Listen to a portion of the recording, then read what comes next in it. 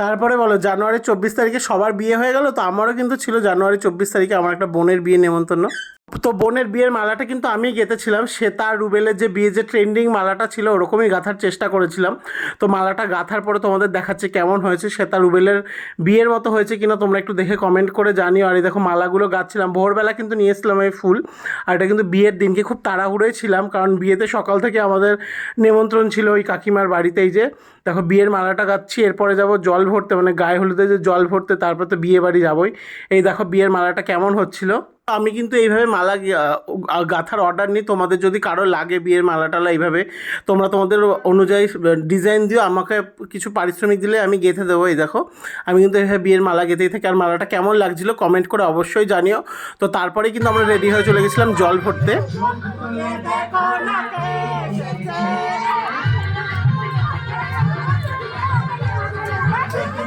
তো তারপরে খাওয়া দাওয়া করে রেস্ট নিয়ে যে দেখো বিয়েবাড়ি চলে এসেছে। আর বিয়েবাড়িতে কিন্তু আমি সেদিনকে একটা জহরকট পড়েছিলাম, আর আমাকে কেমন লাগছে জানো, যে বোনের এই বোনটারই কিন্তু বিয়ে ছিল।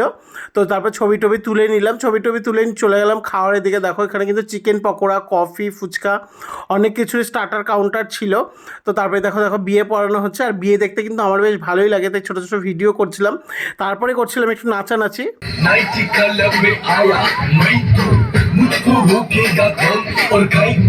তারপরে হচ্ছিলো দেখো সিঁদুর দানকে, এই সেদিনকে কিন্তু সন্ধ্যার লগ্নেই বিয়ে ছিল, তাই খুব তাড়াতাড়ি বিয়ে হয়ে গেছিলো। আর সিঁদুর দান করলে মেয়েদের কিন্তু বেশ ভালোই লাগে। দেখো সিঁদুর দানের পরে কেমন লাগছিলো। তো তারপরে চলে গেছিলাম খাওয়া দাওয়া, মানে বিয়ে বাড়ি যাবো আর খাবো না সেটা তো হয় না। আর বিয়ে বাড়ি মেনুটা তো দেখেই নিলে, অনেক কিছু কিন্তু ছিল মেনুতে। প্রথমে দিয়ে দিয়েছিল চিকেন সাটে, আর সাথে ছিল স্যালাড।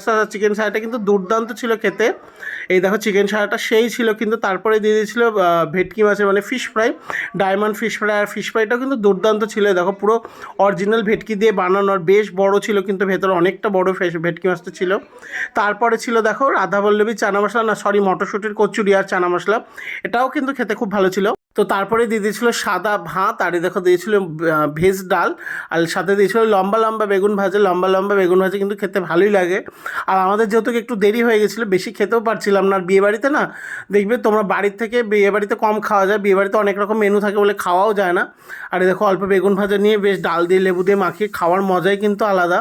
তারপরে দিয়ে দিয়েছিলো নতুন একটা জিনিস, পটল চিংড়ি। এখন তো এঁচোড় চিংড়ি হামেশাই হচ্ছে, আর এটা কিন্তু ছিল পটল চিংড়ি, বেশ বড় বড় চিংড়ি মাছ ছিল।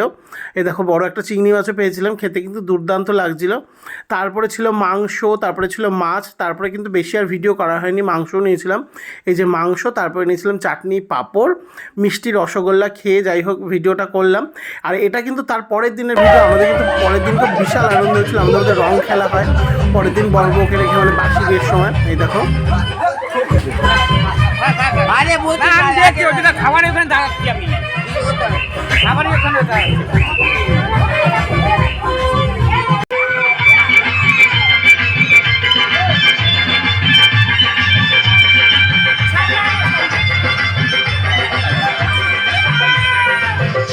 গেঞ্জি ছিঁড়ে রং খেলেছি।